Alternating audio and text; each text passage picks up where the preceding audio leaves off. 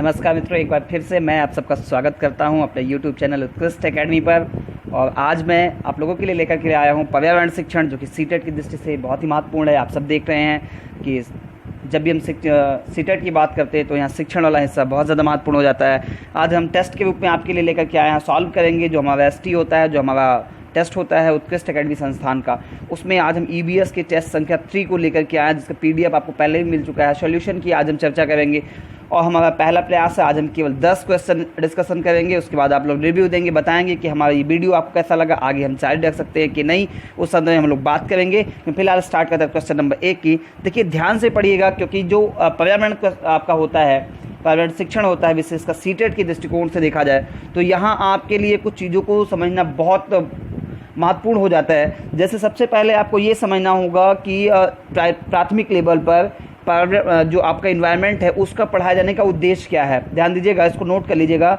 जब भी आप इन्वायरमेंट टीचिंग की बात करेंगे सीटेट के बिहाफ पर, तो आपको ये आवश्यक हो जाता है कि आप समझिए कि प्राइमरी लेवल पर इन्वायरमेंट क्यों पढ़ाया जाता है, उसको पढ़ाए जाने का उद्देश्य क्या है, महत्व क्या है, और जो पाठ्यक्रम है उसकी उपयोगिता क्या है, कैसे बेहतर ढंग से इन्वायरमेंट को एक्सप्लेन किया जाता है, निकट भविष्य में छात्र जीवन में इसका उपयोग कैसे करेंगे। इन सारी चीज़ों की आपको बेसिक नॉलेज होना बहुत इंपॉर्टेंट हो जाता है, विशेषकर EBS टीचिंग के दौरान। ठीक है, क्वेश्चन नंबर 1 की बात करेंगे। देखिए क्वेश्चन नंबर 1 कह रहा है कि वायु प्रदूषण, एक टॉपिक दिया जा रहा है प्रदूषण से जुड़ा हुआ। आप जानते हैं कि प्रदूषण में वायु प्रदूषण, जल प्रदूषण, मृदा प्रदूषण, ध्वनि प्रदूषण, कई प्रकार के प्रदूषण है। उसी में से एक प्रदूषण की बात की जा रही है, वायु प्रदूषण। ठीक है, कह रहे हैं कि वायु प्रदूषण प्रकरण पढ़ाने के लिए 4 अलग अलग विज्ञान शिक्षक 4 तरह की शिक्षण पद्धतियों का प्रयोग करते हैं। इसका मतलब कि टॉपिक क्या है, केवल एक है, और कौन सा टॉपिक है, वायु प्रदूषण, जिसको हम कहते हैं एयर पॉल्यूशन। उसको लेकर के 4 साइंस के टीचर हैं आपके, और वो क्या करते हैं, 4 तरह की शिक्षण पद्धतियों का प्रयोग कर रहे हैं। अब कह रहे हैं कि निम्नलिखित में से कौन सी पद्धति सबसे ज़्यादा उचित है। यानी कि फिर से समझिए क्वेश्चन को, ये महत्वपूर्ण हो जाता है आपके लिए कि आप पहले क्वेश्चन को बेहतर ढंग से सीखें, समझें क्वेश्चन को, समझें कि वो आपसे पूछना क्या चाह रहा है। इतना बड़ा क्वेश्चन है, सभी आपके लिए महत्वपूर्ण नहीं है। इतने बड़े 3 लाइन के क्वेश्चन में आपके लिए महत्वपूर्ण क्या है कि वायु प्रदूषण। ठीक है, आपको ये पता चलना चाहिए कि विज्ञान शिक्षक है, ये पता चलना चाहिए कि 4 पद्धतियों का प्रयोग कर रहे हैं, और पूछ रहा है कि सबसे ज़्यादा उचित कौन है। बाकी अन्य शब्द जो लिखे गए हैं इनसे आपका कोई मतलब नहीं होता है, क्योंकि सीटेट की परीक्षा में आपको टाइम मैनेजमेंट का भी इशू आता है। अक्सर जो हमारे स्टूडेंट्स हैं वो कंप्लेन करते हैं कि सर हमारा जो है टाइम नहीं मैनेज हो पाया, इसलिए क्वेश्चन छूट गया। तो ध्यान दीजिए, जो शब्द इस पूरे सेंटेंस में आपको दिख रहे हैं जो आपके लिए यूजफुल नहीं हैं, उनको आप क्या करते हैं कि सीटेट के एग्जाम में उनको आप चाहे तो उनको काट देते हैं। ठीक है, आप क्या ध्यान देंगे, आप वायु प्रदूषण पर ध्यान देंगे। आप ध्यान देंगे कि 4 शिक्षक हैं, कौन से, विज्ञान वाले, और पद्धतियाँ कौन सी, 4 तरह के प्रयोग में ला रहे हैं। आपको ढूंढना क्या है, सबसे उचित वाला। बाकी अन्य शब्दों से आपका कोई मतलब नहीं होना चाहिए। इसका मतलब कि 4 लोग एक ही काम को कर रहे हैं, डिफरेंट वे में कर रहे हैं। आपको ये देखना होगा उन चारों में से सबसे बेहतर और बढ़िया किसका होता है। चलिए एक एक विकल्प की चर्चा करते हैं, क्योंकि क्वेश्चन हम बेहतर ढंग से समझ चुके हैं। अगर पहले विकल्प की बात की जाए तो आप देखेंगे कि पहला विकल्प आपको ये कहता है, ध्यान दीजिए, कि प्रकरण पूरा करने के बाद अभ्यास में दिए गए सभी प्रश्नों के उत्तर लिखवाना, जो कि ये ट्रेडिशनल है।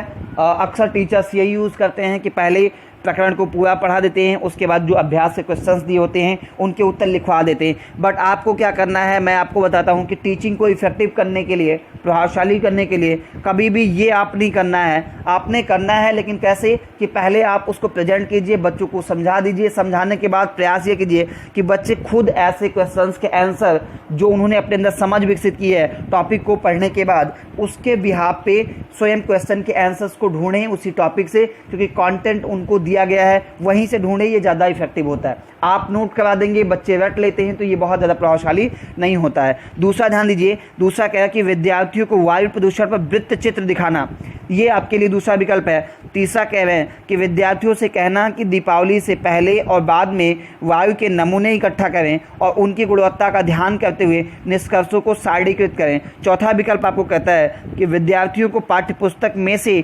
प्रकरण का सस्वर पठन करने के लिए कहना और संकलन शब्दावली का अर्थ बताना।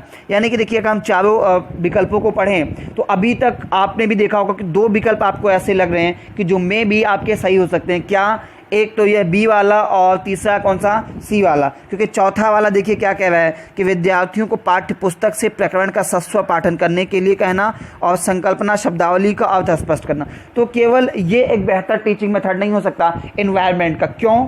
क्योंकि एनवायरनमेंट का मतलब कि हमारे चारों तरफ जो चीज़ें व्याप्त हैं, अगर वो चीज़ें हमारे चारों तरफ व्याप्त हैं, हमको घेरे हुए हैं एक आवरण के रूप में, तो कहीं ना कहीं उनको महसूस कर सकते हैं, उनको हम फील कर सकते हैं, उनके साथ अनुभूति प्राप्त कर सकते हैं और उनके साथ हम बिहेव कर सकते हैं, व्यवहार कर सकते हैं, उनसे हम प्रतिक्रिया प्राप्त कर सकते हैं। इसलिए केवल उनको शब्दावली की संकल्पना का अर्थ स्पष्ट करना ये राइट वे नहीं हो सकता है। और पहला वाला जो हमने कहा उत्तर लिखवाना, वो भी आपका बेहतर विकल्प नहीं हो सकता है। यानी कि दो टीचर्स की जो टीचिंग मेथड है वो बिल्कुल आपकी गलत हो चुकी। अभी आपके पास कौन सा बचा है? विकल्प सी बचा हुआ है आपके पास और विकल्प आपके पास डी बचा हुआ है। ठीक है, एक एक की चर्चा करते हैं। देखिए, सी विकल्प कह रहा है कि विद्यार्थियों से कहना कि दीपावली से पहले और बाद में वायु के नमूने इकट्ठा करें और उनकी गुणवत्ता का अध्ययन करें। ये इफेक्टिव हो सकता है, बट आप सोचिए कि अभी हम क्लास में कर रहे हैं, मान लीजिए कि अभी क्या चल रहा है, अभी अप्रैल चल रहा है, अप्रैल में हम टीचिंग कर रहे हैं और टीचिंग के दौरान हम एयर पॉल्यूशन के विषय में चर्चा कर रहे हैं। बट हम बालक को क्या कहते हैं, स्टूडेंट को कहते हैं कि जब दीपावली आएगी उसके पहले आप क्या कीजिएगा कि वायु के नमूने यानी कि सैंपल इकट्ठा कीजिएगा कि वहाँ प्रदूषण का स्तर क्या है या वायु की क्वालिटी क्या है, और आफ्टर दीपावली आप फिर से उनके नमूनों को इकट्ठा कीजिएगा और कंपैरिजन कीजिएगा दोनों का। तो बताइए, टॉपिक हम आज पढ़ा रहे हैं अप्रैल में और दीपावली कब पड़ेगी? अभी पड़ेगी नवंबर में, अक्टूबर में। तो वहाँ पे हम छोड़ दें कि 4 महीने 5 महीने बाद आप जा करके या 6 महीने बाद जा करके आप उसका अध्ययन करेंगे तुलनात्मक। तो ये आप भी स्पष्ट कर सकते हैं कि ये इफेक्टिव टीचिंग नहीं हो सकता है। मतलब क्या कि हम अगर तुरंत एग्जाम्पल देते हैं, जैसे हम पढ़ा वैसे एग्जाम्पल देते हैं, तो कहीं ना कहीं ज़्यादा प्रभावशाली हो। ये प्रभावशाली आपका हो सकता है, पर आप 4-5 महीने बाद करने के लिए कह रहे हैं, इसलिए प्रभावशाली आपका अभी नहीं है। ठीक है, अभी हमारे पास एक और विकल्प बचता है। ध्यान दीजिए, विकल्प हमारे पास कौन सा बच रहा है? बी वाला विकल्प। कह रहा है कि विद्यार्थियों को वायु प्रदूषण पर वृत्त चित्र दिखाना। पहले समझिए आप कि ये वृत्त चित्र होता क्या है। ठीक है, तो देखिए, वृत्त चित्र का मतलब होता है कि सही घटनाओं पर आधारित, किस पर? सही घटनाओं पर, आपके लिए सच्ची घटनाओं पर आधारित जो चीज़ें होती हैं जो हम बताते हैं उसी को क्या कहते हैं? वृत्त चित्र कहते हैं। या आप ये भी कह सकते हैं, मैं स्पष्ट कर दूं कि जिसको आप अंग्रेजी में कहते हैं डॉक्यूमेंट्री, क्या कहते हैं? जिसको आप डॉक्यूमेंट्री कहते हैं, वही क्या है? वृत्त चित्र है। इसका मतलब कि हाल फिलहाल में कोई ऐसी घटना हुई, मान लीजिए कि आपके आसपास में ही प्राथमिक विद्यालय था, वहाँ आप एयर पोल्यूशन पढ़ा रहे थे, उसके कुछ दिन पहले कहीं पर आग लग गई थी, आग लगने की घटना में बहुत सा धुआं निकला था, या आप कह दीजिए कि वहाँ पे बगल में कोई कारखाना है, कोई फैक्ट्री जहाँ से एयर पोल्यूशन होता है, धुआं निकलता है, तो वो क्या है? वो सच्ची घटना है। पॉल्यूशन निकलता है, धुआं निकलता है, तो क्या है? सच्ची घटना है। आग लगी थी, वहाँ से धुआं निकला था, तो क्या है? वो सच्ची घटना है। अगर उस पर आधारित करके आप टीचिंग करते हैं तो विश्वास कीजिए सबसे ज़्यादा प्रभावशाली होगा और छात्रों के समझ में बेहतर ढंग से आएगा। इसलिए आपका विकल्प कौन सा सही होगा? बी वाला विकल्प सही होगा कि विद्यार्थियों को वायु प्रदूषण पर वृत्त चित्र दिखाना। इसको स्पष्ट कर लीजिए कि सच्ची घटनाओं पर आधारित जो चीज़ें हम दिखाते हैं वही क्या है? वृत्त चित्र है, जिसको हम डॉक्यूमेंट्री फिल्म कहते हैं। फिर मैं स्पष्ट कर दे रहा हूँ, जिसको हम डॉक्यूमेंट्री फिल्म कहते हैं उसी वही क्या है? आपका वृत्त चित्र। ठीक है, आई होप कि ये क्वेश्चन बेहतर ढंग से आपके समझ में आ गया होगा। अब हम आगे बात करते हैं, बात करेंगे हम क्वेश्चन नंबर 2 की बात करेंगे। ठीक है जी हाँ, क्वेश्चन नंबर 2 की बात करेंगे। ध्यान से पढ़िएगा, ये भी बड़ा सा क्वेश्चन है और सीटेट में अक्सर आपको ऐसे क्वेश्चंस ही मिलते हैं। क्वेश्चन कह रहा है कि खाद्य श्रृंखला की संकल्पना को पढ़ाने में विद्यार्थियों की अधिकतम भागीदारिता के लिए निम्नलिखित में से कौन से शिक्षण व्यूह रचना सबसे प्रभावशाली होगी? देखिए, आप यहाँ ध्यान दीजिए, किसके विषय में कह रहा है? शिक्षण व्यूह रचना की। ठीक है, किसकी? खाद्य श्रृंखला की संकल्पना, यानी कि जो फूड चेंज होता है, ठीक है, फूड चेन होता है, उसको एक्सप्लेन करने के लिए व्यूह रचना कह रहे हैं कि आप पहले से प्लान कीजिए। ठीक है, और उसमें सबसे प्रभावी कौन सा होगा, यही आपसे पूछ रहा है। तो पहला विकल्प है कि विद्यार्थियों का इंटरनेट से संबंधित जानकारी एकत्रित करने के लिए कहना। आप ध्यान दीजिए कि जो ईवीएस टीचिंग है वो प्राइमरी लेवल पे किया जाता है। उस प्राइमरी लेवल पे अगर आप स्टूडेंट से कहेंगे कि आप जाकर इंटरनेट से कलेक्ट कीजिए, तो ये राइट वे नहीं हो सकता है, ये इफेक्टिव नहीं हो सकता है। दूसरा देखिए, श्यामपट्ट पर लिखी विभिन्न खाद्य श्रृंखलाओं के सभी उदाहरणों को देखकर लिखने के लिए विद्यार्थियों से कहना। अब आप ये करते हैं कि आप ब्लैक बोर्ड पर चीज़ों को नोट कर देते हैं, खाद्य श्रृंखला बना देते हैं, उससे उदाहरण लिख देते हैं, लेकिन उसके बाद आप कहते हैं कि उसको देख करके लिख ले। तो देखिए ये सारी चीज़ें तो कहीं ना कहीं उसकी किताबों में भी दी गई हैं कि वहाँ भी इस प्रकार की चीज़ें हैं। अगर उसको नोट डाउन नहीं करना होता तो फिर किताबों को ही करता है, टीचर की उपयोगिता क्या है? इसका मतलब कि ये भी आपका प्रभावशाली टीचिंग नहीं हो सकता। अब थर्ड वाले विकल्प की बात करते हैं कि जीवों के प्ले कार्ड्स बनाना और विद्यार्थियों के समूह को विभिन्न खाद्य श्रृंखलाओं को सोचते हुए उन्हें व्यवस्थित करने के लिए कहना। देखिए, और चौथा है विभिन्न आवासों में चलने वाली संभावित खाद्य श्रृंखलाओं की खोज करने के लिए विद्यार्थियों को कहना। तो ये नहीं हो सकता है, हालांकि ये करके सीखने की बात है, लेकिन विभिन्न आवास में जाएं छात्र, वहाँ जाकर चीज़ों को इकट्ठा करें और उसके बाद फिर जानकारी को प्राप्त करें, तो ये प्रभावशाली नहीं हो सकता। सी वाले विकल्प को देखिए, जीवों के प्ले कार्ड्स बनाना। विभिन्न प्रकार के जो जीव हैं खाद्य श्रृंखला में, चाहे वो आपके टिड्डी हो जाए, बाघ हो जाए, सर्प हो जाए, मेढक हो जाए, जो भी, उनके क्या करना, प्ले कार्ड बनाना। और प्ले कार्ड बनाने के बाद क्या करना, विद्यार्थियों के समूह को विभिन्न खाद्य श्रृंखलाओं को सोचते हुए उन्हें व्यवस्थित करने के लिए करना। जैसे हम देखते हैं ना कि वो उसमें खाद्य श्रृंखला बनती है, प्राथमिक उपभोक्ता होता है, उत्पादक होता है, सारी चीज़ उनको व्यवस्थित करना। और जो ये जीवों के प्ले कार्ड्स हमने बनाए हैं उसी के अकॉर्डिंग यदि हम जोड़ते हैं तो ये राइट वे होगा, सबसे इफेक्टिव होगा कि पहले वो जीवों को समझेगा और फिर उन जीवों के आधार पर उसको व्यवस्थित कर लेगा। इसलिए आपका विकल्प कौन सा सही होगा? सी वाला विकल्प सही होगा। ठीक है, अब अगले क्वेश्चन को हम लेते हैं। क्वेश्चन नंबर 3 की बात करते हैं। क्वेश्चन नंबर 3 आपसे कह रहा है कि भारत में समृद्ध वनस्पति जात और प्राणी जात के बारे में पढ़ाने के बाद विद्यालय द्वारा प्राथमिक कक्षाओं के विद्यार्थियों को रणथंभौर राष्ट्रीय उद्यान ले जाया जाता है। यह खाली स्थान में विद्यार्थियों की सहायता करेगा। ध्यान दीजिए, आपको कुछ विकल्प दिए जा रहे हैं। क्या कह रहा है कि भारत में समृद्ध वनस्पति जात और प्राणी जात, यानी कि 2 चीज़ों को आपको पढ़ाना है। क्या कि भारत में व्याप्त वनस्पतियां और भारत में जो प्राणी हैं उनके संदर्भ में पढ़ाने के बाद, यानी कि आप क्लास टीचिंग कर चुके हैं, उसके बाद क्या करते हैं, विद्यालय द्वारा प्राथमिक कक्षाओं के विद्यार्थियों को रणथंभौर राष्ट्रीय उद्यान ले जाया जाता है। ठीक है, यानी कि प्राइमरी क्लास के जो स्टूडेंट हैं उनको विजिट कराने के लिए कहाँ ले जाया जाता है? रणथंभौर राष्ट्रीय उद्यान ले जाया जाता है। मैं एक चीज़ यहाँ स्पष्ट कर दूँ, आपसे पूछा जाए कि एनवायरनमेंट टीचिंग का राइट वे क्या होगा, सबसे बेहतर तरीका क्या होगा, तो पर्यावरण शिक्षण का जो सबसे प्रभावशाली तरीका होता है उसको हम कहते हैं भ्रमण या पर्यटन विधि। क्या है? भ्रमण या पर्यटन विधि। ध्यान दीजिए, पर्यावरण शिक्षण का जो सबसे प्रभावशाली मेथड होता है उसको हम कहते हैं कि भ्रमण या पर्यटन विधि। अब एक चीज़ और स्पष्ट कर दूं, अगर आपसे पूछा जाए कि भाई ये जो भ्रमण विधि है, ये जो पर्यटन विधि है, इसके जनक कौन है, प्रतिपादक कौन है, तो आप कहेंगे पेस्टोलॉजी। किसको कहेंगे? पेस्टोलॉजी। पेस्टोलॉजी को माना जाता है कि ये भ्रमण या पर्यटन विधि के जनक हैं। तो चाहे आप इनको पेस्टोलॉजी कहें और चाहे इनको पेस्टोलॉजी कहें, यानी कि चाहे ता लिखें और चाहे टा लिखें, कोई मैटर नहीं करता। नोट कीजिएगा कि पर्यावरण शिक्षण की जो सबसे प्रभावशाली विधि है कौन सी है? पर्यटन विधि या भ्रमण विधि है। इसके प्रतिपादक कौन है? पेस्टोलॉजी या पेस्टोलॉजी। ठीक, अब हम आगे बढ़ रहे थे, हमें कहाँ जाना था कि हमने अपने क्लास में छात्रों को समृद्ध भारतीय वनस्पति और प्राणी जात को पढ़ा दिया है, और अब हम क्या करते हैं, उस प्राइमरी क्लास को लेकर के कहाँ जाते हैं? रणथंभौर राष्ट्रीय उद्यान ले जाते हैं। ठीक है, तो पहला ये है कि जो हम उसको राष्ट्रीय उद्यान ले जाएंगे तो किस में विकास करेगा, किस में सहायता करेगा। पहला विकल्प कहता है कि प्रकृति के प्रति सम्मान विकसित करने में। दूसरा कहता है कक्षीय अधिगम को वास्तविक जीवन परिस्थितियों के साथ जोड़ने में। तीसरा कह रहा है कि पर्यावरण संरक्षण के लिए कौशलों के विकास हेतु। और चौथा कहता है कि बाहरी भ्रमण में दोस्तों के साथ मजा लेना। तो देखिए, कभी भी आप मजा लेने के लिए भ्रमण पे उसको नहीं ले जाते, यानी कि चौथा वाला विकल्प क्या होगा? गलत होगा। हालांकि हम इनडायरेक्टली कहते हैं, पर जो हम किताबों में मेंशन करेंगे वो ये नहीं होता है कि हम किसी को मौज करने के, मजा करने के लिए उसको भ्रमण पे ले जाते हैं। ठीक है, यानी कि चौथा वाला विकल्प गलत होगा। एक को देखते हैं, प्रकृति के प्रति सम्मान विकसित करने के लिए। तो ऐसा है कि आवश्यक नहीं कि रणथंभौर में ही प्रकृति है, आपके आसपास जहां पे आप हैं वहां भी प्रकृति है। आप चाहें तो वहां से भी आप क्या कर सकते हैं, उसके प्रति सम्मान वहां से भी व्यक्त कर सकते हैं। इसका मतलब कि ए वाला विकल्प भी क्या होगा? आपका गलत होगा। अभी 2 विकल्प हमारे पास शेष है, मैं चर्चा करना चाहूंगा, विकल्प संख्या बी और विकल्प संख्या सी।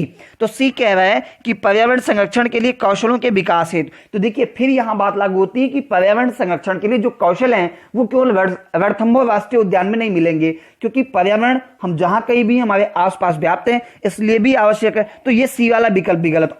अब जो बी है उसका कह रहा है कि कक्षीय अधिगम को वास्तविक जीवन स्थितियों के साथ जोड़ने में। तो जब भी हम पर्यटन या भ्रमण की बात करते हैं उसका मोटिव यही होता है कि जो कक्षीय अधिगम यानी कि क्लासरूम में जो अधिगम आपने दिया है, जो आपने सिखाया है, क्या वनस्पति जात और प्राणी जात के विषय में जो आपने क्लासरूम में बताया है, यदि उसको आप कहां ले जाएंगे, रणथंभौर राष्ट्रीय उद्यान ले जाएंगे, तो वहां कहीं ना कहीं बच्चों की जानकारी इफेक्टिव होगी, वास्तविक चीजों से वो जोड़ सकते हैं। ठीक है, अब मैं स्पष्ट करना चाहूंगा किसके संदर्भ में, ध्यान दीजिए, रणथंभौर राष्ट्रीय उद्यान के विषय में आपको बताना चाहूंगा। ये जो आपका रणथंभौर राष्ट्रीय उद्यान है, सबसे पहले तो क्वेश्चन पूछा जाए कि ये कहां पे है, तो आप कहेंगे कि रणथंभौर राष्ट्रीय उद्यान जो है ये राजस्थान में। कहां पे है? ये आपका राजस्थान में है। राजस्थान में भी कहां पर? आप कहेंगे कि राजस्थान के ये सवाई माधोपुर, कहां पर? सवाई माधोपुर जनपद में है। ध्यान दीजिए, नोट कर लीजिएगा कि रणथंभौर राष्ट्रीय उद्यान जो है ये राजस्थान के सवाई माधोपुर जनपद में है। अब ये प्रसिद्ध क्यों है ये भी ध्यान दीजिए, ये बाघ संरक्षित क्षेत्र है। ध्यान दीजिए, ये जो आपका रणथंभौर राष्ट्रीय उद्यान है ये बाघ संरक्षित है, यानी कि यहाँ बाघों की प्रजातियों को संरक्षित किया गया है। तो उम्मीद करते हैं ये बिंदु भी आपने नोट कर लिया होगा। आपसे पूछा जाए कि रणथंभौर राष्ट्रीय उद्यान क्यों प्रसिद्ध है, तो ये बाघ संरक्षित क्षेत्र में है। ठीक है, ये आपके विषय बता दें कितने वर्ग किलोमीटर में फैला हुआ है, तो आप कहेंगे कि जो आपका रणथंभौर राष्ट्रीय उद्यान है ये 392 वर्ग किलोमीटर क्षेत्र में ये आपका फैला हुआ है। ठीक, इसके अतिरिक्त कुछ और जानकारी मैं आपको देना चाहूंगा। जो आपका ये रणथंभौर राष्ट्रीय उद्यान है इसकी जो स्थापना है ये भारत सरकार ने 1955 में किया था। कब किया था?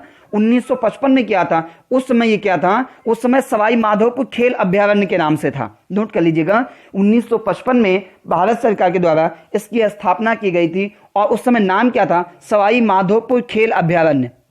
क्या नाम था? सवाई माधोपुर। नोट कर लीजिएगा, सवाई माधोपुर खेल अभ्यारण्य। क्यों सवाई माधोपुर? क्योंकि ये राजस्थान के सवाई माधोपुर जनपद में है। ठीक है, इसके बाद आप देखेंगे कि 1973 में, कब? 1973 में इसको नाम बदल करके क्या किया गया? प्रोजेक्ट टाइगर अभ्यारण्य कर दिया गया। क्या किया गया? प्रोजेक्ट टाइगर अभ्यारण्य। कब किया गया? 1973 में प्रोजेक्ट टाइगर अभ्यारण्य कर दिया गया। इसको भी नोट कर लीजिए। फिर आगे बढ़िएगा, आप देखेंगे कि 1984 में, यानी कि 1984 में, 1984 में इसको क्या किया गया? इसको राष्ट्रीय अभ्यारण्य का दर्जा दिया गया। ध्यान दीजिए, 1984 में इसको राष्ट्रीय अभ्यारण्य का दर्जा दिया गया। किसको? रणथंभौर राष्ट्रीय उद्यान को, जो कि राजस्थान के सवाई माधोपुर जनपद में स्थित है। इसके साथ ही साथ देखेंगे कि 1984 में ही दो और राष्ट्रीय अभ्यारण्य की घोषणा की गई। एक क्या था आपका? सवाई मानसिंह। ध्यान दीजिए, एक आपका सवाई मानसिंह था और दूसरा आपका केवलादेव था। ध्यान दीजिए, केवलादेव और जो आपका सवाई मानसिंह है ये दोनों भी कब आए? 1984 में आए। उम्मीद करते हैं ये जानकारी आपके लिए बेहतर होगी, हेल्पफुल होगी। आप सब लोगों ने इसको नोट कर लिया होगा। आगे आप कमेंट में बताएंगे कि आपको ये हमारा वीडियो और ये जानकारी कैसी लगी। अब हम क्वेश्चन नंबर 4 के डिस्कशन करते हैं। क्वेश्चन नंबर 4 क्या कहता है कि कक्षा में पोषण प्रकरण का परिचय अधिक प्रभावी तरीके से देने के लिए शिक्षक को क्या करना चाहिए? पोषण यानी कि न्यूट्रिशन, यदि इस टॉपिक को आप पढ़ाते हैं तो इसको अगर प्रभावशाली तरीके से आप बताना चाहते हैं क्लास में, तो इसके लिए आप क्या करेंगे? पहला विकल्प कहता है कि मानव दांतों का प्रतिरूप दिखाना चाहिए। तो बिल्कुल स्पष्ट है, प्रतिरूप दिखाने से कॉन्सेप्ट क्लियर नहीं होगा। बी वाले विकल्प की बात करते हैं। बी वाला विकल्प कह रहा है कि विद्यार्थियों को अपने टिफिन बॉक्स खोलने और उसकी सामग्री यानी कि जो टिफिन में लेकर के घर से आए खाद्य सामग्री यानी कि भोजन, उसको देखने के लिए कहना तथा बाद में शिक्षक उसकी व्याख्या करनी चाहिए। और सी है पोषक तत्वों में भरपूर विभिन्न भोजन के उदाहरण देने चाहिए। और चौथा कहता है कि श्यामपट्ट में पाचन तंत्र का आरेख बनाना चाहिए। तो देखिए, इस संदर्भ में अगर बात की जाए तो चौथा वाला विकल्प जो है बिल्कुल गलत है। पाचन तंत्र का आरेख बनाने से पोषण का कॉन्सेप्ट नहीं क्लियर होगा, उससे क्या होगा? केवल पाचन तंत्र का कॉन्सेप्ट क्लियर होगा। सी वाले विकल्प की बात करते हैं कि पोषक तत्वों में भरपूर विभिन्न भोजन के उदाहरण देंगे, तो उदाहरण देने से ज्यादा प्रभावशाली होगा कि उनको दिखा दिया जाए उन चीजों को। तो हम दिखाएंगे कहां? क्योंकि न्यूट्रिशन जो हमको मिलती है, पोषण हमको मिलती है, कहां से मिलती है? भोजन से मिलती है। और कहीं ना कहीं सभी छात्र अपने घर से क्या लेकर के आए हैं? अपना लंच बॉक्स, टिफिन लेकर के आए हैं। तो बेहतर क्या होगा कि हम उन छात्रों को कहें कि अपने टिफिन बॉक्स को खोलें, लंच बॉक्स को खोलें और उसमें जो खाद्य सामग्री है उसको देखें और उसके बाद अध्यापक को उसी की व्याख्या करनी चाहिए, क्योंकि उसी से उनको क्या मिलता है? पोषण मिलता है। तो आपका सही विकल्प कौन सा होगा? बी वाला होगा। चलिए अब क्वेश्चन नंबर 5 की बात करते हैं। क्वेश्चन नंबर 5 जो है कि एक संतुलित प्रश्न पत्र बनाने के लिए निम्नलिखित चरणों के क्रम में से कौन सा सही तरीका होगा? ये थोड़ा ध्यान देने वाला प्रश्न है, आप सब लोग इसको नोट कर लीजिएगा कि यदि हमें क्या करना है कि एक संतुलित प्रश्न पत्र बनाना है तो इसके लिए हमें क्या क्या कौन कौन से तरीके अपनाना होगा। पहला कह रहा है कि डिजाइन तैयार करना, ध्यान दीजिए, पहला कह रहे हैं कि डिजाइन तैयार करना, फिर ब्लूप्रिंट तैयार करना, प्रश्न लिखना और उसका संपादन करना। दूसरा कह रहे हैं डिजाइन तैयार करना, प्रश्न लिखना, अंक योजना तैयार करना, ब्लूप्रिंट से मिलान करना। फिर सी है प्रश्न लिखना और उनका संपादन करना। इसके साथ साथ कहते हैं डिजाइन से मिलान करना, ब्लूप्रिंट तैयार करना, अंक योजना लिखना। और डी वाला है प्रश्न लिखना, ब्लूप्रिंट तैयार करना, डिजाइन से मिलान करना, अंक योजना। तो मैं स्पष्ट कर देना चाहता हूं कि एक चीज बिल्कुल आपको क्लू देता हूं इस क्वेश्चन को सॉल्व करने का।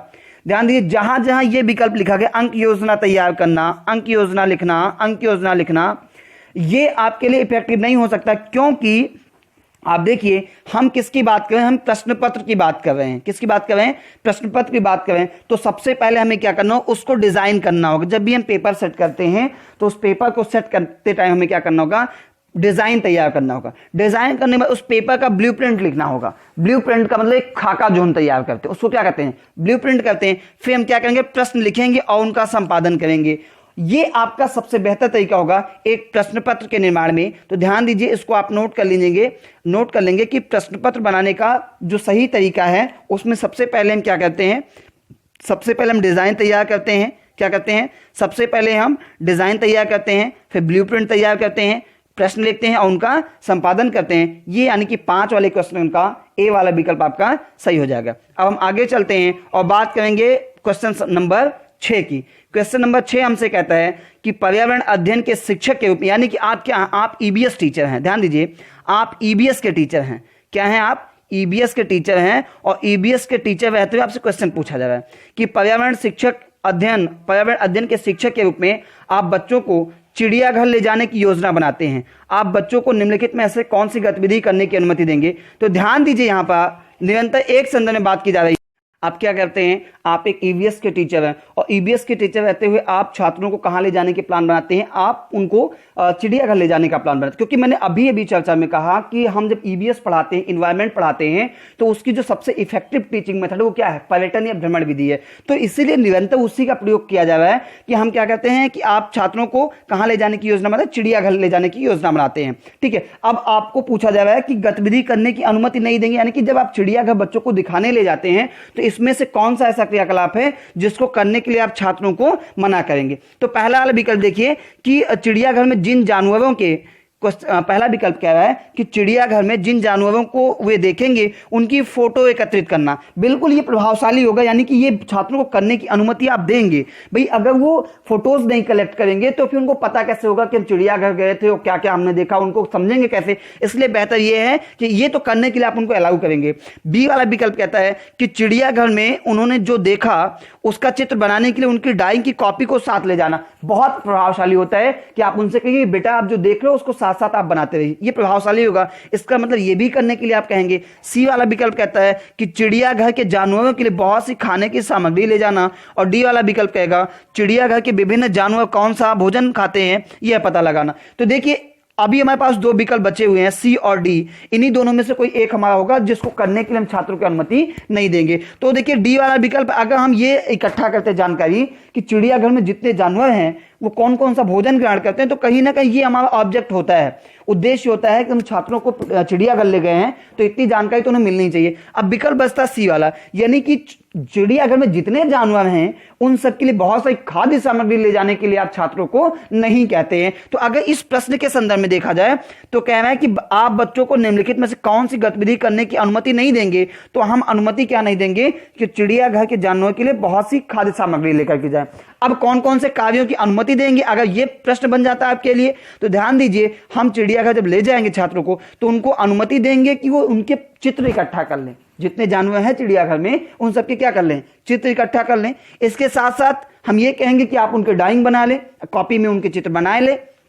इसके साथ साथ हम उन्हें ये भी लागू करेंगे कि चिड़ियाघर में जो जानवर हैं उनके विषय में आप जितनी अधिक जानकारी प्राप्त कर सकते हैं, चाहे उनके खाद्य सामग्री के विषय में, चाहे उनके रहन सहन को लेकर के, चाहे उनके प्रजनन को लेकर, जिस भी विषय में आप जानकारी प्राप्त कर सकते हैं वो समस्त प्रकार की जानकारी वहां से आप प्राप्त कर लीजिए। तो इस प्रश्न के संदर्भ में आपका सही विकल्प होगा सी वाला, कि हम उन छात्रों को खाद्य सामग्री ले जाने के लिए नहीं कहेंगे। अब आगे चलते हैं और क्वेश्चन नंबर 7 की बात करते हैं, क्योंकि आज हमने केवल 10 ही क्वेश्चन लिए हैं, तो हम क्वेश्चन नंबर 7 की बात करते हैं। क्वेश्चन नंबर 7 हमसे क्या कह रहा है कि बीज अंकुरण यानी कि जो बीज है जो अंकुरित होते हैं उसकी अवधारणा को स्पष्ट करने के लिए सबसे बेहतर तरीके से कैसे पढ़ाया जा सकता है।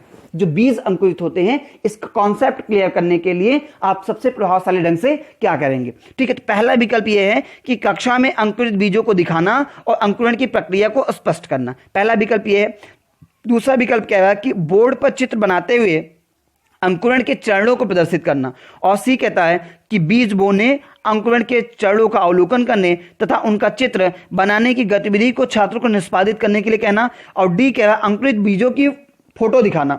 तो देखिए सबसे पहले हम ये देखते हैं कौन सा विकल्प नहीं हो सकता है। तो सबसे पहले आप देखेंगे बेटा कि अंकुरित बीज अंकुरण यानी कि अंकुरित बीज नहीं दिखाना, हमको समझिए कि अंकुरित बीज और बीज अंकुरण की प्रक्रिया यानी कि कैसे हुआ अंकुरित होता है ये बताना, और दूसरा कि ऑलरेडी वह अंकुरित हो चुका है, अंकुर निकल चुके हैं, इन दोनों में डिफरेंस है।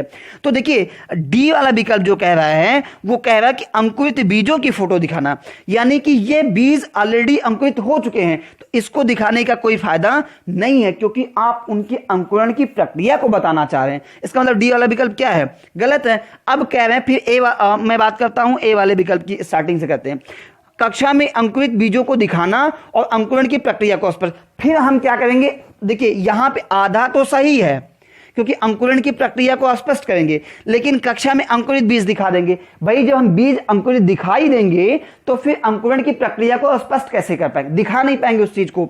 इसका मतलब ए वाला विकल्प भी नहीं होगा। देखिए हम इसलिए एक एक विकल्प के आगे पीछे चल रहे हैं क्योंकि हमें ऐसे ही करना पड़ता है सीटेट में, हमें पहले ढूंढना पड़ता है कि कौन सा विकल्प गलत होगा, कौन सा सही होगा। फिर देखिए सी वाला कह रहा है बोर्ड पर चित्र बनाते हुए अंकुरण के चरणों को प्रदर्शित करना। तो देखिए ये आपका सही हो सकता है, सही हो सकता है, इसलिए होल्ड रखिए, इसको रिजेक्ट मत कीजिए। सी वाले विकल्प की चर्चा कीजिए, बीज बोने, अंकुरण के चरणों का अवलोकन करने और उनका चित्र बनाने की गतिविधि को बच्चों को निष्पादित करने के लिए कहें। अब आप समझ चुके होंगे कि इन दोनों में से सबसे प्रभावशाली कौन सा होगा। तो सी जो बी वाला विकल्प है ये सही तो हो सकता है पर आंशिक रूप से, ना कि पूरी तरह से। लेकिन जब सी वाले विकल्प की बात करेंगे तो कह रहे हैं बीज बोना यानी कि मिट्टी में डालना, अंकुरण के चरणों का अवलोकन, जितने स्टेप्स होते हैं अंकुरण में उनको देखना और फिर उनका चित्र बनाना। यह गतिविधि करने के लिए छात्र को आप कहेंगे तो छात्र क्या करेगा, उसके कॉन्सेप्ट को बहुत बेहतर ढंग से समझेगा। क्यों, क्योंकि एक तो वह स्वयं कर रहा है और दूसरा निरंतर उसका क्या कर रहा है, अवलोकन कर रहा है। तो सबसे प्रभावशाली हमारे लिए क्या होगा, सी वाला विकल्प होगा कि यदि हमें बीज अंकुरण की अवधारणा को स्पष्ट करना है तो छात्रों को आप कहेंगे कि वो पहले मिट्टी में बीज डालें, उनके जो अंकुरण के स्टेप्स हैं उनका अवलोकन करें और फिर उनका चित्र बनाएं। ये सबसे प्रभावशाली होगा। अब हम बात करते हैं क्वेश्चन नंबर 8 की बात करते हैं। क्वेश्चन नंबर 8 कह रहा है कि पर्यावरण अध्ययन की कक्षा में बच्चों के व्यक्तिगत अनुभवों को महत्व देना शिक्षक को लाभ पहुंचे। यानी कि आप एक ईवीएस टीचर हैं, एनवायरमेंट के टीचर हैं, और क्लास टीचिंग में आप क्या कहते हैं कि जो छात्रों के व्यक्तिगत अनुभव हैं, व्यक्तिगत अनुभवों को महत्व देना शिक्षक को लाभ पहुंचाता है। यानी कि जो स्टूडेंट हैं उनके जो अपने पर्सनल एक्सपीरियंस हैं उनको यदि आप क्लास में महत्व देते हैं तो वह शिक्षक को लाभ पहुंचाता है। किस प्रकार से, पहला कह रहा है कि बच्चों से विशिष्ट अनुभवों को जानने में, पहला विकल्प कह रहा है कि बच्चों से विशिष्ट अनुभवों को जानने में। इसके बाद बी वाला विकल्प कह रहा है कि बच्चों की भाषा और संप्रेषण कुशलता को सुधारने और परिमार्जित करने में। सी कह रहा है विषय को बच्चों के अनुभव संसार से जोड़ने और विमर्श व सीखने में बढ़ावा देने में। और डी उनकी ऊर्जा बचाने में, क्योंकि बातचीत करना पसंद करते हो। देखिए डी वाला विकल्प तो नहीं, क्योंकि नेगेटिव सेंस आपके सामने रख रहा है, तो डी वाला तो ऐसे नहीं होगा। ए कह रहा है कि बच्चों के विशिष्ट अनुभवों को जानने में, तो बच्चों के विशिष्ट अनुभव को जानने के लिए आप इस प्रकार का नहीं, वो आपके पॉइंट ऑफ व्यू से पूछ रहा है कि आपके लिए कैसा लाभप्रद होगा। ठीक है, तो फिर देखते हैं बी वाले विकल्प क्या, कि बच्चों की भाषा और संप्रेषण कुशलताओं को सुधारने में परिमार्जित कर। देखिए बच्चों की संप्रेषण कुशलता और भाषा को सुधारना ये ईबीएस टीचर का काम नहीं है। किसका काम है, ये आपकी जो लैंग्वेज टीचिंग है एक्सपर्ट हैं उनके लिए, जो भाषा शिक्षक हैं उनके लिए है। आपका क्या है कि बच्चों विषय को बच्चों के अनुभव संसार से जोड़ने व विमर्श व सीखने को बढ़ावा दे। यदि आप का जो छात्र है उसके व्यक्तिगत अनुभव को आप क्लास में महत्व देते हैं, तो ये आपके लिए महत्वपूर्ण हो जाता है कि आप जो आपका सब्जेक्ट है उसको बच्चे के अनुभव संसार से जोड़ देंगे, और जब अनुभव संसार से जोड़ देंगे तो कहीं ना कहीं आपका शिक्षण क्या हो जाएगा, प्रभावशाली हो जाएगा। इसलिए कौन सा विकल्प सही होगा, आपका सी वाला होगा। अब क्वेश्चन नंबर 9 की चर्चा करते हैं। क्वेश्चन नंबर 9 कह रहा है कि पर्यावरण अध्ययन की कक्षा में सरल प्रयोग और निर्देशन किए जा सकते हैं, यानी कि आप इजी स्टेप के जो एक्सपेरिमेंट है उनको प्रयोग में ला सकते हैं और साथ ही साथ बच्चों को निर्देशन भी कर सकते हैं। ठीक है, गाइडेंस आप उनको कर सकते हैं। इस संदर्भ में पूछ रहा है, तो पहला विकल्प है कि बच्चों को स्वयं सीखने की योग्य बनाने और अवलोकन कौशलों को पैना करने के लिए, पैना यानी कि तेज करने के लिए आप क्या चाहते हैं, यदि आप इस प्रकार की चीजों का प्रयोग करते हैं तो उसका बेनिफिट क्या होगा कि बच्चों के सीखने के योग्य बनेंगे बच्चे, और साथ ही साथ क्या होगा कि अवलोकन कौशल जो उनका पैना होगा यानी कि तेज होगा। बी वाला विकल्प कह रहा है कि उच्च कक्षाओं में क्या किया जाता है, इसका अनुकरण करने के लिए। सी कहता है कि बच्चों द्वारा पूछे गए प्रश्नों पर आधारित विचारों पर चर्चा करने के लिए, अवलोकनों को दर्ज करने तथा विश्लेषण करने के लिए। और डी कह रहा है कक्षा में अनुशासन को सुनिश्चित करने, छात्रों को नियंत्रित करने के लिए। आप है क्या कि कह रहे हैं कि पर्यावरण अध्ययन की कक्षा में सरल प्रयोग और निर्देशन किस लिए किए जा सकते हैं, तो बिल्कुल स्पष्ट है कि सरल प्रयोग करेंगे और निर्देशन करेंगे तो उससे होगा क्या कि आपको यह पता चलेगा कि बच्चों को स्वयं सीखने के योग्य बन जाएंगे बच्चे। इसके लिए हम निर्देशित कर सकते हैं ना बच्चों को, कैसके लिए, सरल प्रयोग जब बच्चे करते हैं तो आप जानते हैं कि जब हम करके सीखते हैं तो उसका ज्ञान क्या होता है, अस्थायी होता है। और दूसरा, हम जब उनको क्या करेंगे, उनको निर्देशित करेंगे तो कहीं ना कहीं उनके अंदर अवलोकन कौशल जो है उसका विकास होगा। तो क्वेश्चन नंबर 9 के संदर्भ में ए वाला विकल्प आपका सही हो जाएगा, बाकी और सारे विकल्प आपके सही नहीं हो पाएंगे। अब आगे बढ़ते हैं और आज का आखिरी प्रश्न लेते हैं, क्वेश्चन नंबर 10 जो है कि क्वेश्चन नंबर 10 कहता है कि एक विद्यालय ने राजस्थान के लिए कक्षा 5 के बच्चों के शैक्षिक भ्रमण की योजना बनाई। ठीक है, यहां भी भ्रमण या पर्यटन विधि का प्रयोग किया जा रहा है। आप समझ सकते हैं कि पर्यावरण शिक्षण में भ्रमण या पर्यटन विधि का कितना महत्वपूर्ण योगदान है। इसके साथ साथ कह रहे हैं कि भ्रमण के दौरान बच्चों से आपकी क्या अपेक्षाएं होंगी। ठीक है, यानी कि आप एक शिक्षक हैं या आप विद्यालय परिवार से जुड़े हुए हैं, क्या करते हैं, कक्षा 5 के बच्चों को शैक्षिक भ्रमण पर कहाँ ले जाते हैं, राजस्थान ले जाते हैं, जिसके संदर्भ अभी हमने पीछे चर्चा किया था कि राजस्थान में रणथंभौर राष्ट्रीय उद्यान है, उसके विषय में।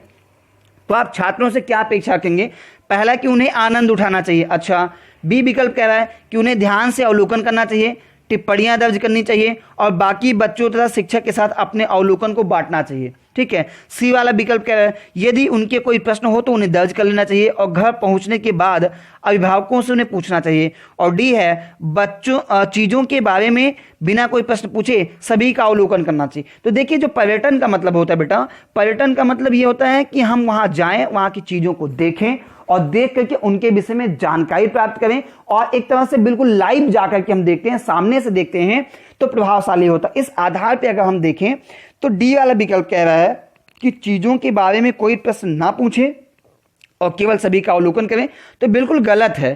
क्योंकि आप जानते हैं कि 5वीं क्लास में पढ़ने वाला जो बच्चा है कहीं ना कहीं 10 साल का होगा अधिकतम, और 10 साल के बच्चों में कहीं ना कहीं आप ये भी देखते हैं कि उनके अंदर जिज्ञासा की प्रबलता होती है। तो चीजों को, जब नई नई चीजों को छात्र देखेंगे तो उनके संदर्भ में प्रश्न करना ये स्वाभाविक सी बात है। इसका मतलब डी वाला विकल्प आपका गलत है। सी वाला कह रहा है कि यदि उनके कोई प्रश्न हो तो उन्हें दर्ज कर लेना चाहिए और घर पहुंचने के बाद अभिभावकों से उन्हें पूछना चाहिए। तो देखिए, ये 2 पॉइंट दिए गए इस वाले विकल्प, एक तो यह कि प्रश्न को दर्ज करना और दूसरा घर पहुंचने के बाद अभिभावक से पूछना। तो आंशिक रूप से यह विकल्प सही है। आंशिक का मतलब कि इसका आधा हिस्सा सही है कि यदि आपके मन में कोई प्रश्न आता है तो आप उसको दर्ज कीजिए, लेकिन दर्ज करने के बाद किससे पूछेंगे, जो आपके गाइड होंगे, जो आपके साथ गए होंगे, जो आपको मॉनिटर करें, उनसे आप पूछेंगे, ना कि उसको ला करके आप घर पे अभिभावक से पूछेंगे। तो क्योंकि पीछे वाला विकल्प इसमें गलत है तो हम ये सी वाला विकल्प भी क्या मान लेंगे, गलत मान लेंगे। अब बचता हमारे पास 2 विकल्प ए और बी। तो एक कह रहा है उन्हें आनंद उठाना चाहिए। तो ये अच्छी चीज है कि आप जब किसी नई चीज पे विजिट करते हैं, नए प्लेस पे जाते हैं, कुछ नया देखते हैं तो उसको एंजॉय करते हैं, लेकिन उसके साथ साथ ये भी देखिए कि उन्हें ध्यान से अवलोकन करना चाहिए। बिल्कुल ध्यान से अवलोकन कीजिए, टिप्पणियां दर्ज कीजिए उन चीजों के संदर्भ में, और बाकी बच्चों तथा शिक्षक के साथ अपने अवलोकनों को बांटना चाहिए। यह सबसे प्रभावशाली होगा। और जो हम लोग बात करते हैं पर्यटन का, तो उसका मेन मोटिव भी यही होता है कि आप छात्रों को ले जाएं, छात्र उन चीजों को देखें, देखते हुए उनको नोट डाउन करें और फिर अपने एक्सपीरियंस को जो भी देखा है उसको अन्य लोगों से साझा करें। तो क्वेश्चन नंबर 10 का सही विकल्प आपका कौन सा हो जाएगा? क्वेश्चन नंबर 10 का बी वाला विकल्प सही हो जाएगा। ये आज के ईबीएस यानी कि एनवायरमेंट शिक्षण से जो आपके सीटेट में, एमपी टेट में, राजस्थान टेट में, ऐसे जगहों पे या रीट का जो हम बात करें वहां के लिए ये प्रभावशाली वीडियो आपको होगा। क्यों होगा? क्योंकि ये ऐसे होते हैं कि ये तर्क आधारित होते हैं। वास्तव में ये शिक्षण का समावेश करते हैं कि हमें विभिन्न क्लासेस में विभिन्न विषयों को कैसे पढ़ाना चाहिए। ठीक है, मैं आप लोगों से पुनः आग्रह करूंगा कि आपको ये हमारा वीडियो कैसा लगा इस संदर्भ में कमेंट जरूर करें। आप वीडियो को लाइक कीजिए, अन्य लोगों से शेयर कीजिए, जो लोग भी देखें जिनके लिए भी यूजफुल हो सकता है वो इसका उपयोग करें। इसके साथ साथ आप हमारे चैनल को सब्सक्राइब कर लें, लोगों से शेयर कर लें। आप चाहें तो पीडीएफ प्राप्त करने के लिए हमारे संस्थान की व्हाट्सएप नंबर 74 588 24 123 पे संपर्क कर सकते हैं। इसके अतिरिक्त आप हमें फेसबुक पर उत्कृष्ट एकेडमी फैजाबाद के अकाउंट से जुड़ सकते हैं। उत्कृष्ट एकेडमी फैजाबाद के नाम से हमारा फेसबुक ग्रुप है, उस पर भी जुड़ सकते हैं। इसके अतिरिक्त विनय पांडे मैथ्स के नाम से हमारा ग्रुप है,